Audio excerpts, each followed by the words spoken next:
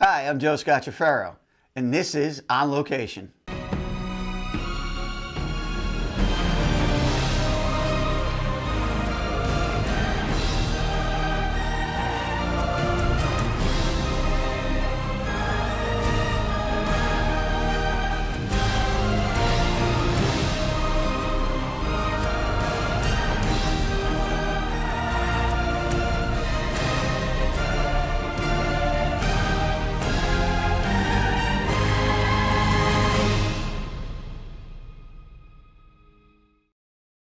All right.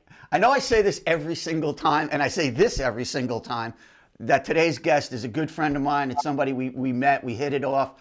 He's great. And he's kind of reversed the world.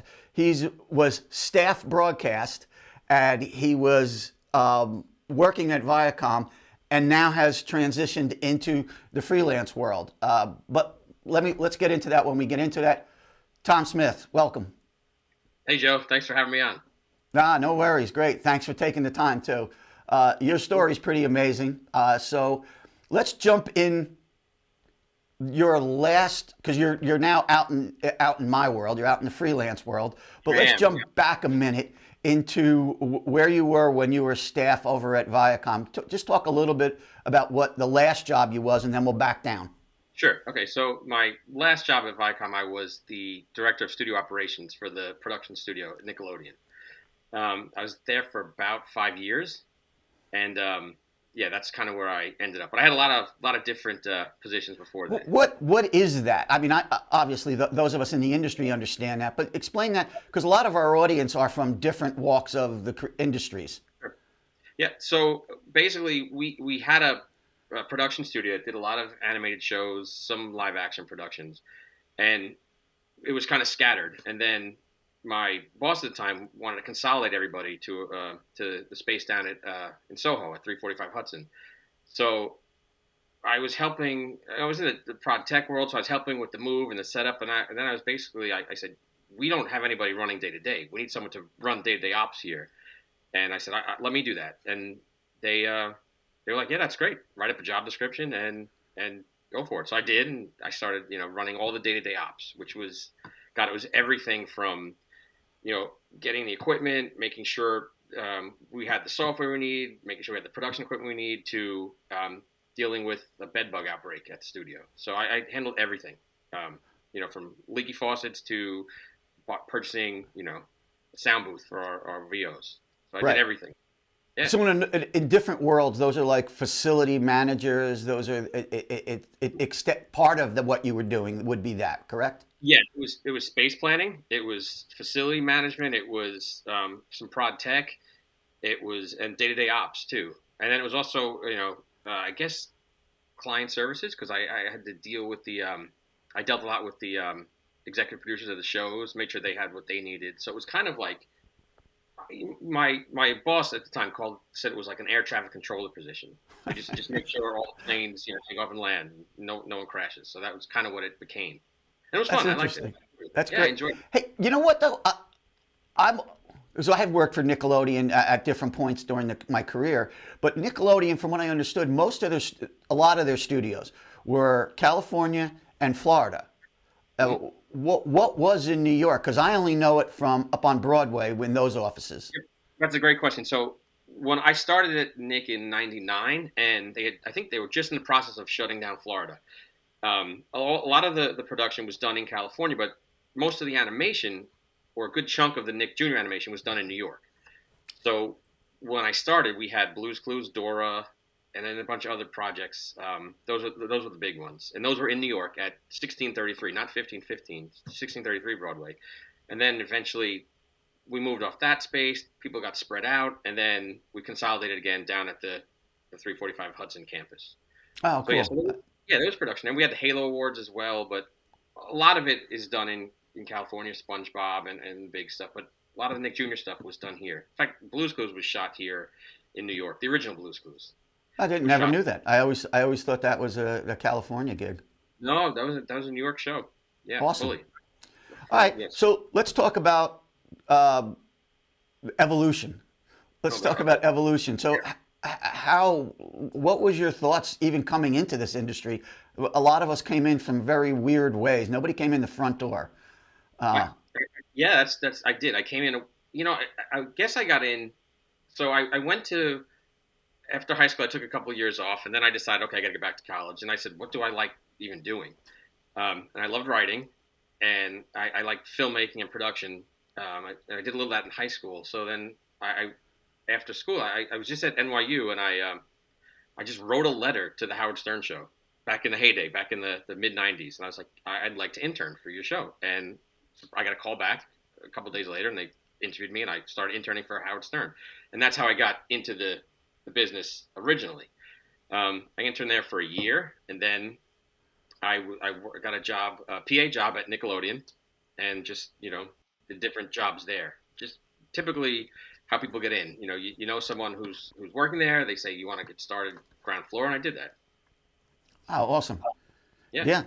And that we all say it so cavalierly. Oh, you know somebody, and somebody does that. The getting to know somebody is the big trick. 100%, a million percent. Everything I've lived in life, but in this business is relationships, as you know. And we're in New York, so we have access to people who work in this industry. So that's I think how we get to know someone. I played hockey with someone who worked here at Nickelodeon, and they were like, "Hey, there's this position. You should look at it." So connections come that way. Maybe from men's league softball or someone's cousin, or even if it's at like church or something, you just know somebody. Someone's dad is works for this company. So that's how I think it works. At least it did for me. Yeah, no, you're that's so spot on, and that's one of the things for any of the young ones that I'm dealing with, next generation people. I'm saying you got to keep your mouth open. You got to talk to everybody, because it's not just knowing somebody who right in front of you is in production or is in an industry or is in theater. It's anybody. You say, hey, this is my interest, and you'll find out that, like you said, you could meet somebody at church and they'll say, oh, you know what? I have a cousin. I don't really know what they do, but let me talk. You can talk to them. And that's key, especially for young folks starting. There's going to be a lot of swings and misses, and that's okay. You have to cast a really wide net. Talk to everybody. Say, this is what I want to do. Say I'd love to try this. I want to get involved in this. Like you just said, somebody knows somebody who knows somebody, or somebody is somebody, and they can. People love Right. how people get started.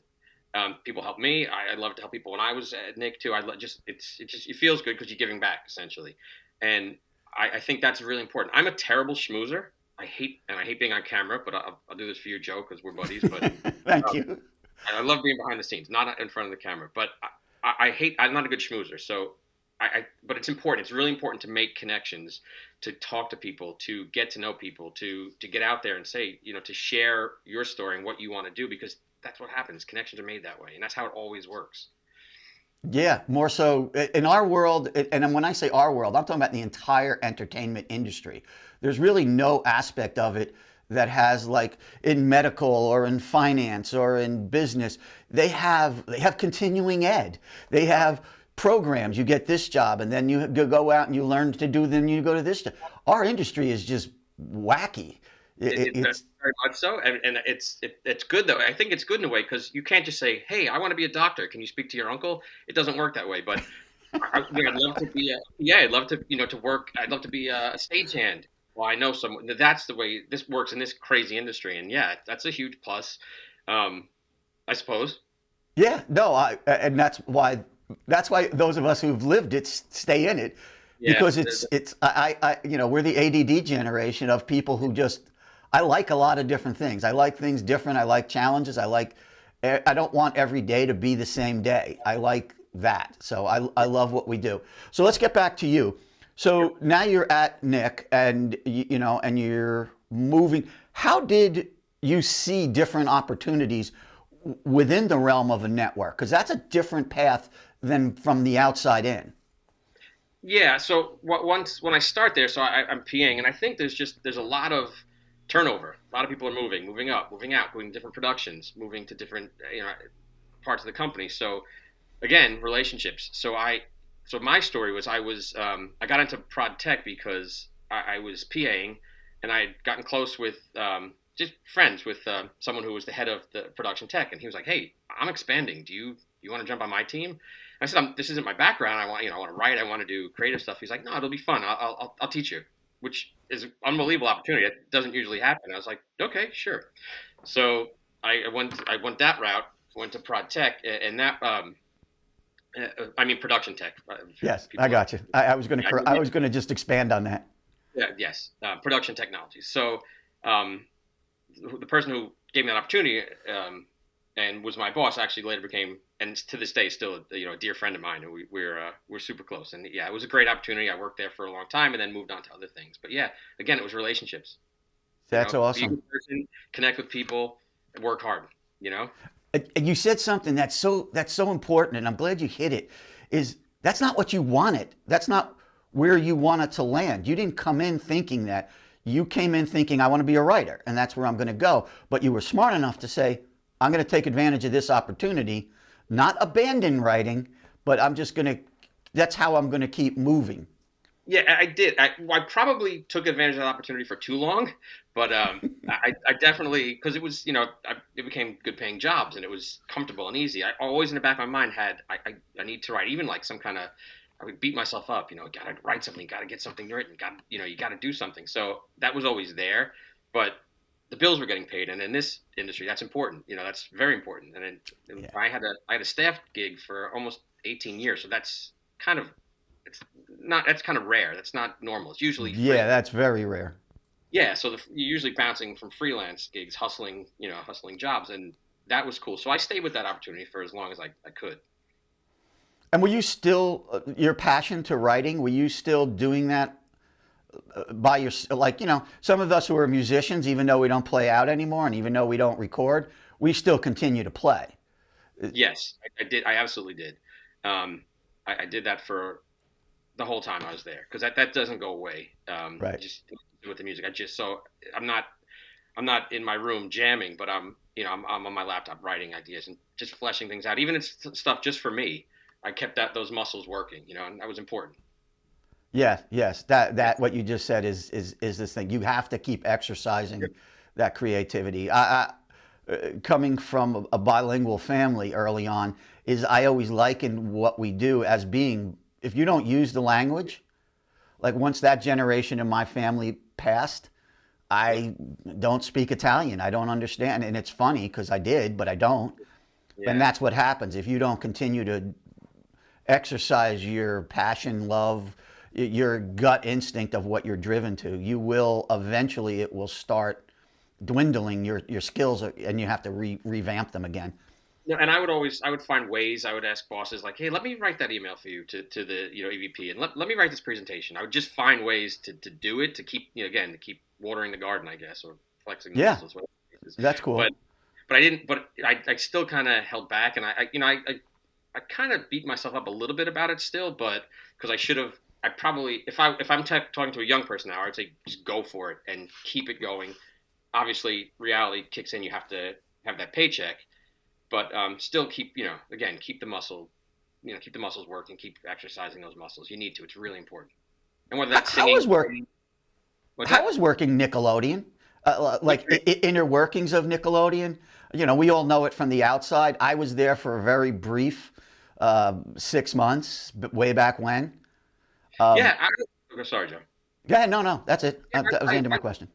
oh, thanks. Okay, I loved it. I was there at a really good time for Nick. I was there like when Blue's Clues hit, and then I was there when Dora hit. So I was at like when they were at their peak. It was a really good time to be there. They were good to their employees. I don't have any complaints. It was a great schedule, good people, very creative. It was good to be in that, and I loved it. I still have several good friends that I network with and that I talk to daily. It was a really good spot to be, especially at that time. It was a really great time for kids TV and for Nickelodeon. And it Right. was when they kind of owned that space before streaming and these platforms. Nick was Nick, and Yeah. MTV was MTV, which was a part of it too. Right. You know, Yes. I'll tell we our IDs said MTV Networks. So as you were there. So it was great Right. because at that time in like the early 2000s, MTV was still huge. So when we would travel for work, we would say, "Hey," we'd call up whatever club we wanted to go to back in those days. "Hey, we're MTV. We want to come down and see the place." They're like, "Right this way. Here's your VIP treatment." So that was kind of cool back then. You know, that was something Yeah, yeah. fringe benefit that they didn't advertise, but we definitely took advantage of. Yeah, I remember. I mean, our badges had it was MTV's VH1. I pretty much listed the Viacoms on there, so it really looked way more important than you know. Way more important. If you're in Montreal, for the week, they don't know that. So it wouldn't work in New York, but it was fun to like again Yeah, to yeah, yeah, yeah, yeah. The, MTV when I was there was a very youth-driven place. It was. I mean, I think the our most senior people were probably late 30s, mid 30s, 40s. The rest of us were early 20s, mid 20s, and it was a. And I would say we didn't have a great handle on professionalism as it is known now. Did yeah. that carry across? Was that a because Nickelodeon just looked like the most fun place to work? It was like It working for was. Disney. I think it was definitely. I don't. When I worked for Viacom, and there was a little more of that MTV craziness, but Nick was a little more structured and on mission. Like let's teach kids. Let's help make good kids in the world. So I think that was a little bit different. But definitely Yeah, on the MTV side, and when we had crossovers and events and parties and stuff, it was a different world. The MTV was yeah, it was yeah. wild. Yeah. And it's funny you say on point with a mission. I've worked a year over at VH1, built, I can't even tell you how many pilots that we did, Yeah. but nothing ever went to air. I was like, is this like a pizzeria front? I don't understand what we're doing. A lot of But I didn't development. care. It was a great paycheck. And, as a freelancer, it was an awesome, because that's when they called us permalance. Yep. That was a gig that term that was thrown out there. Yeah, I think they created that term, and I think I'm pretty sure that they've stopped doing that now because I think they had to. But Yeah, it's yeah, completely illegal. totally illegal. But they, but I didn't. I definitely, I was treated well. I never had any issues with anybody at MT. They were good. Like when I had my kids, they were great with leave, even before leave became a big thing. So I have nothing but good memories of my time there. That's great. Yeah. So let's move you kind of closer to where you are, and I'm gonna lose the gap of what all of us when the industry kind of halted during COVID because there's really nothing to talk about except when I interviewed a bunch of guys who had done who literally invented the front line of virtual production, Yeah. and that was a great story because they figured out how to keep it going and they started basically this format, but they were able to do, and I'm just going to explain it. I mean, they have like their director was in Montreal and their graphics guy was in New York, and these were all in who's in the kitchen, who's in the living room, and they were able to pull off all these shows, staying completely isolated. But for the rest of us, it Yeah. just stopped. So I'm going to Yeah. take that out of the equation. Let's go back to 2019. What were you doing in and around that time when you kind of left Viacom?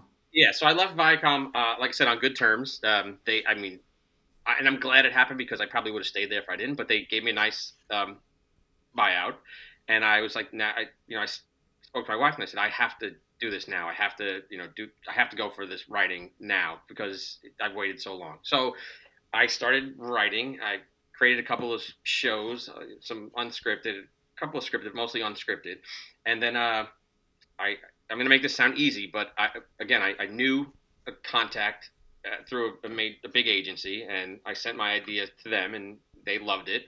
We found talent, we found a production company. Again, it sounds easy, but this is because these are lifelong connections I've made and fostered and nourished these relationships. So I knew these people, they knew me, and that's why it became easy. If I was doing this cold, I don't think I'd have gotten anywhere near as far as we did with this. But I created a kids show that we took out, and we were pitching it in 2019, and then the goal was to pitch it into 2020, and then COVID hit, so we kind of got sidetracked. We did a few virtual pitches, but it was weird. So COVID is now ended, I guess, or we're at the finish line. And then I started again. I'm like, I have these ideas that I just want to just get out there and try to sell. And if they're, if they sell, great. If they don't, I'm just going to keep pushing. So that's kind of where I am right now. Let's talk about the anatomy of how you go about, because everybody, we all get hit up all the time. I have a great idea for a show. I have a Mhm. great idea. Everybody says that. I have a great idea for a show. Where I work, it's hysterical. It would make the best show series. Okay, so take us past the I have a great idea.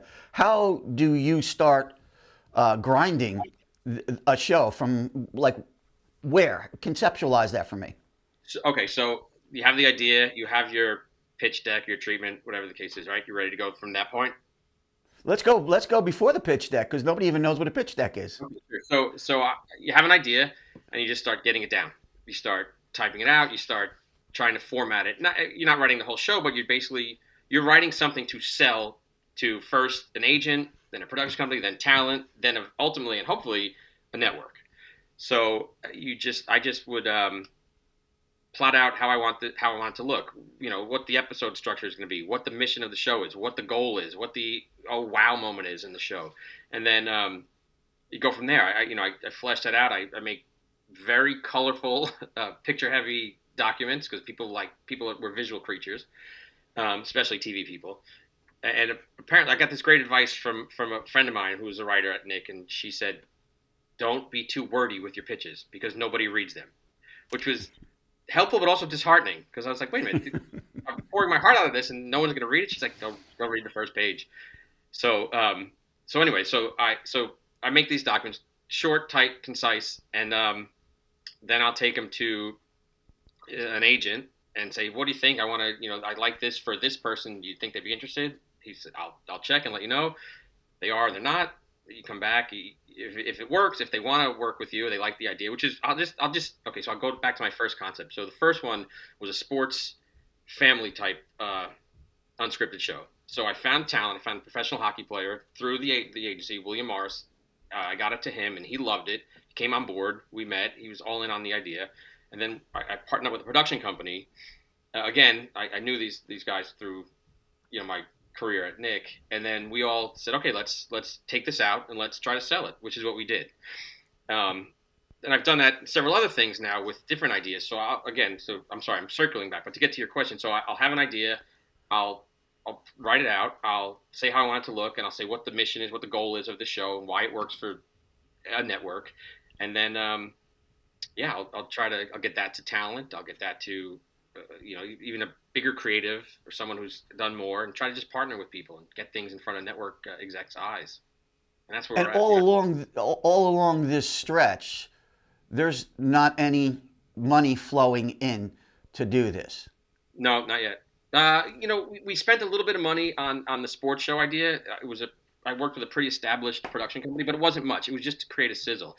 A sizzle reel is basically a commercial for what your project's going to be. It's like a 1 to 2 minute teaser, almost like a movie trailer of how you see the show going. Right. And then so in meetings with network executives, they'll have the deck that you send, and then that gets the meeting, and then in the meeting you show the sizzle. If you have talent, they come with you. They help sell it as well. So we did it on the one. We made a sizzle. Actually, I did 2 sizzles, but yeah, one was self financed. The other one we used production company money. Yeah, and that's what that's kind of the point I was getting at, because a lot of people don't recognize the cost of development from a creator. You're the content creator. You almost have to shoulder a good part of it, and as you said, a lot of that comes from relationships. Yep. I liken us to a bunch of contractors carpenters, electricians, plumbers. You have a family of contractors and you decide to build somebody's house. You all pitch in time and skills, and then you build their house for the plumber. But then when it comes time to build the carpenter's house, you're responsible to go over and do that. So so that's kind of the way I've always worked, no matter what we were on, other than Faro City, or maybe 2 of the other companies, where we went out and got money first or chased money first, which is a much harder thing to do. Oh my on God. Concept. It's even hard to do. So on the one project that I keep going back to, we had a Canadian network that was going to pay a third of it. They're like, we'll fund a third of this. You guys come up with the rest, or find the rest, partner with. And again, it was right in COVID, so none of these big companies that would have been perfect for this were spending any money. So everybody was sitting on their wallets because they didn't know what was going to happen. Right. But that was like yeah, that was a little bit of money thrown at us. Um, so it's a lot of this comes out of your own pocket in this phase, and then you hope to recoup that if you sell, when you sell. Right. Yep. Yep. And it's funny because you and I, you talk to the old timers who were at this long before us, and the world was very different. They would write a pitch on a napkin and hand it, and Right. the networks would turn around and go, "Okay, here's 200 grand. Go build a pilot. Let us know what it's like." And then you'd bring. So there was literally no risk for them. I'd love to find those people now and pitch them because that would be great. But I think they're probably in Florida, long retired. Yeah, yeah, no, I think that world. By the time we got there, it was what you just described. It's a very and it's that way in everything. If you're writing a screenplay, if you're writing, a musical, if you're writing all these other things, it's a grind. We're working with a musical, one of the Broadway people now, whose show was supposed to launch in May 2020. It shut down. Yep. And then throughout the year and a half, they lost their funding because everybody, all the producers pulled their money because everybody didn't know what was what. And now it's, going back and going back through that. But they called on us, hey, could you do me a favor? We're going to try to do this cabaret version. So we have a sizzle reel, but they call it, then now they're doing their book read, which we call a table read. And we're shooting that for them. And it's tough. I mean, I get it. I get it from all sides. Yeah, Uh, you need to find the people you need to find OPM. You need to find other people's money. You need to find the deep pockets who are going to finance this and produce it and, and take the profit, rightly so. But they're the ones who are going to risk the capital. We're creating the content and the ideas. It's funny you mentioned that Broadway. I created a kids a theater show, unscripted theater show. And I'm working with the Broadway actress right now. And we're just the phase where we're going to take it out and start pitching it as well. So, yeah, again, everything is relationships, and everything is, like you said, Joe, is grinding. You just got to keep pushing forward, and it gets frustrating because it's like, when is this going to happen? Is this going to happen? But you just keep pushing forward, yeah. or you take this staff job and you just kind of,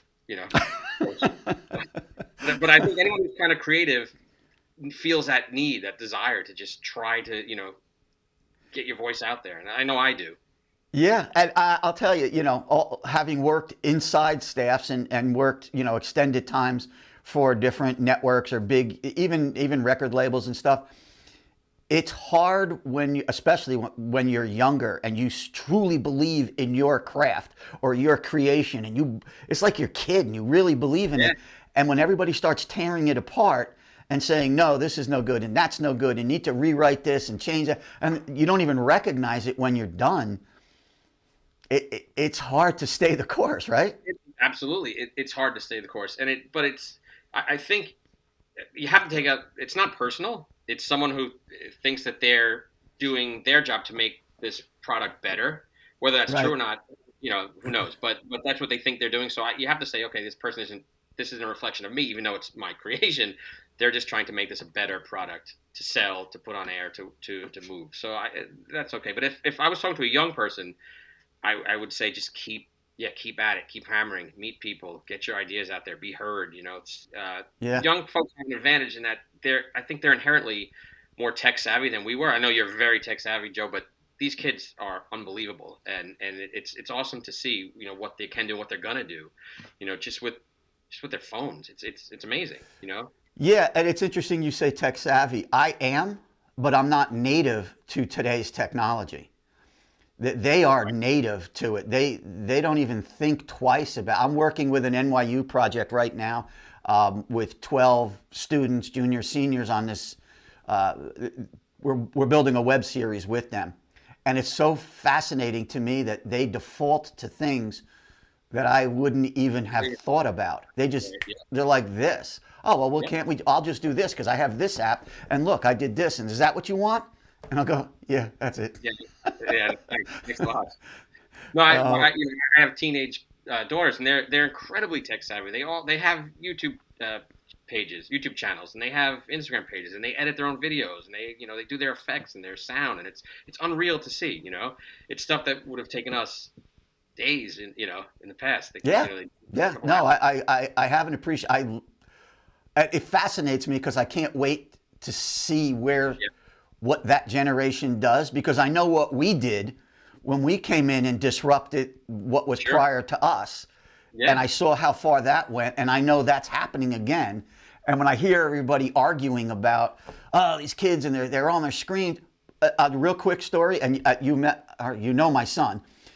My son yep, is first call, probably one of the biggest specialty camera operators in the industry now, and he's 31. And the only reason he is, well, one, he's been working with us since he's 13, but most importantly, was video games. yep, yeah. Oh He yeah. played video games like every other kid, but when he moved in, the technology now is a video game. Right, absolutely. And plus, he learned how things look. He learned shots. He learned what looks good and what Yes, works and what yes, doesn't, and yes, perspective. And that's important. That's native, like you said. They yeah, know, they know not to hold on a long shot for yes. 45 seconds to bore the audience to death. They know the quick cuts. They know it's just native, and it's awesome. It's awesome. Yeah, and someone Yeah, like your son, his he learned intuitive on the job. sense is that. Exactly. I'm Yep, sorry to interrupt you, but his intuitive sense is that he knows not that he's an editor and not that he's a producer, but he knows what the director wants. So he sells shots throughout yep. the show. And the director, oh, cool, Frank, do that again. Make that jib move, or make the jitter move, or make whatever. But And they that's probably that generation. give him a lot of creativity to do that because he probably knows as well as they do, maybe even better. Yeah, he knows how to use the technology creatively, Yeah. and that's a big part of the game. Um, I want to go back to something you were talking about, but let's talk about the heart of a writer, because obviously that's a strong part to me. And when people ask me, how did you write books? How did you do this? And I go across all these different areas, and I look at it and go, it's all the same to me. It's all storytelling. Yep, everything. Every songs, books, shows, all that, it's storytelling. And if you can tell a good story, you have to be able to do it. So talk to me about that from your point of view. Yeah, absolutely. I think that's the whole thing. Story is everything. And I feel like I'm a terrible storyteller vocally, and I'm a very bad joke teller.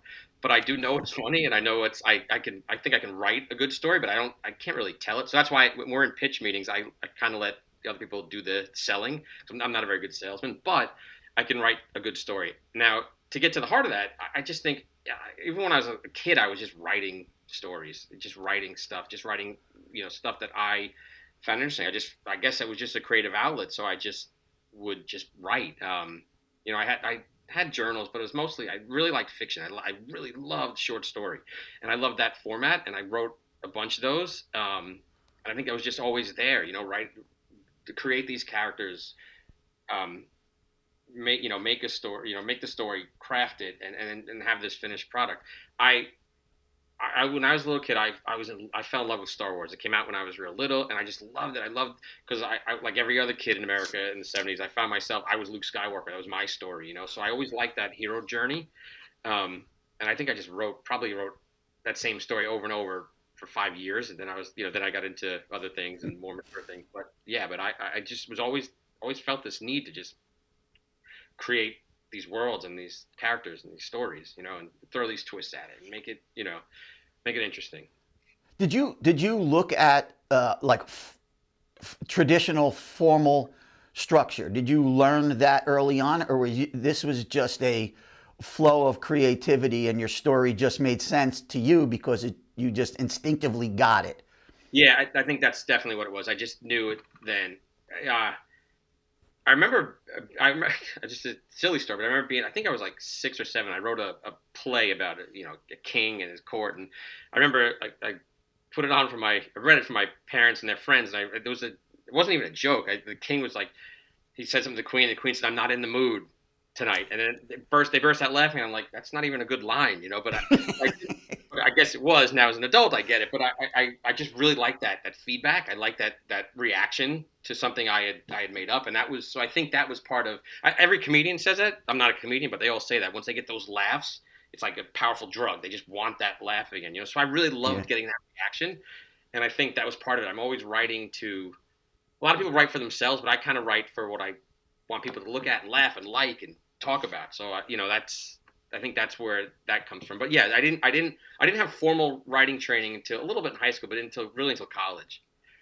And at that point, I kind of knew how to structure, and I knew plot, and I knew how to develop characters. So that's where yeah, And you mentioned NYU. Is that where you went to I did. I school? went to NYU. Yeah, I went to NYU. What was I your major?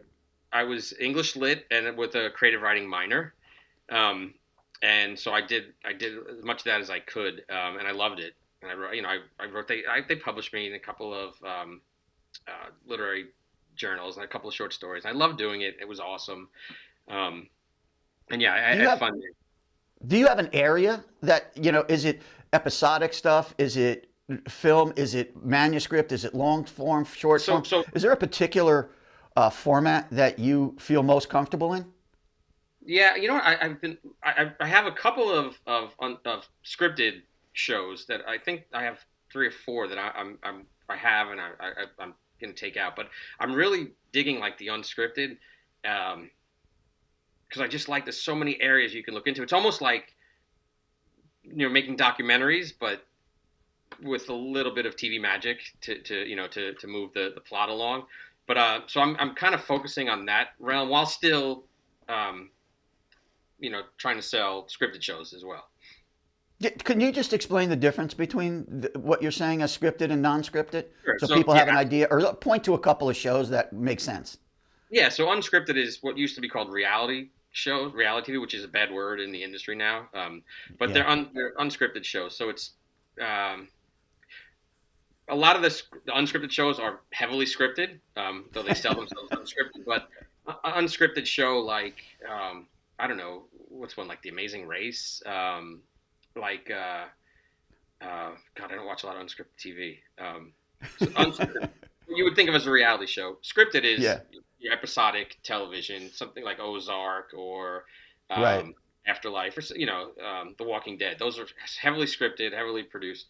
Um, the unscripted shows are more like they're you know something on HGTV or something on Right. um, yeah Yes. and I've been focusing a lot on I guess I'm a dad now and I've been a dad for a while but I'm focusing on just good, earnest shows and heartfelt and good feeling shows and positive stories and just good TV because there's a lot of junk there's a lot of crap and so everything I write tends to be family centered and about people improving or overcoming obstacles, overcoming challenges, dealing with life and getting through life and getting help if they need it. So I, it's not self help, but it's more of, I guess, everything I write tends to have, a journey. Again, the hero's journey where they're in trouble, they get help, they overcome something, whether it's something huge or something small.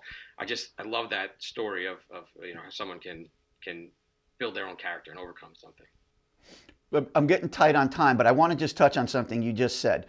So when you're conceptualizing, are you conceptualizing and targeting like HDTV uses this kind of programming? And with this amount of streams that are out there now, the networks have, I mean, it's exploded the opportunities, but sometimes that's actually bad when there's so many resources. I think it So is. do you target or do you, so that's a two-part question. And as a producer, you should never do that. Well, I think yeah, I think I've only done that once. I specifically was meeting and dealing with professional hockey league, so I was doing content specifically for them. So that was focused and targeted just for that league. But the usually it's come up with something if it's me or if I have a partner and say this would look great on blah blah blah or this would work for so and so. So it's there, but it's not specifically targeted at them. But this could work on here or here. But yeah, so only one time where I was just targeting where I wanted it to go. So usually it's just you try to figure out where it would fit. Sometimes we're wrong. I've had pitch meetings where the exec's like, yeah, this is great, doesn't work for us though. This doesn't fit our brand. This doesn't it doesn't fit Right. our Yep. I agree totally. And interestingly enough, it's in every one of the industries. You know, I've been in the music side and, you know, bringing music in and being told, yeah, this is great, but it needs to sound more like this, Right. or it needs to be more like that. And I'm like, well, that already exists. Yeah. Why, Right. why do you want to do that again? And television was the same thing. When I went in, that language that you just used, it doesn't fit our brand. It's not who we are.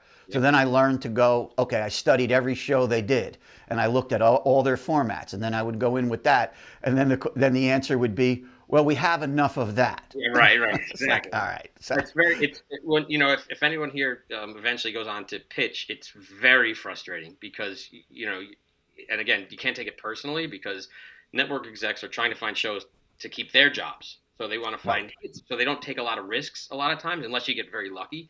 It's funny, just anecdotally, I pitched a show to Nickelodeon that was very heartfelt, and it was a great feel-good family show. Very earnest was the word they kept throwing around.